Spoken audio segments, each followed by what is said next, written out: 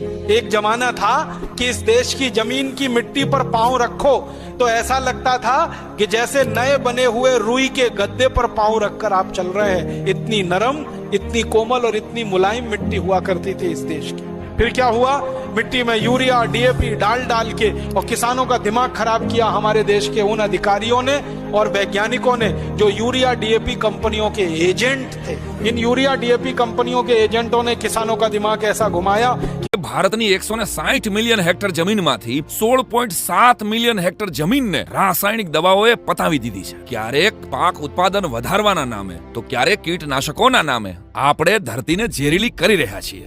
જે રીતે અત્યારે આપણે ખેતી કરી રહ્યા છીએ એ રીતે જ જો આંધળું અનુકરણ ચાલુ રાખ્યું તો નક્કી એક દિવસ ઘરે ઘરે કેન્સર જેવા જીવલેણ રોગના ખાટલા હશે। અને મારી વાત ખોટી નથી, એમાં જરાય અતિશયોક્તિ નથી। તમને ગૂગલ કરી લેવાની છૂટ।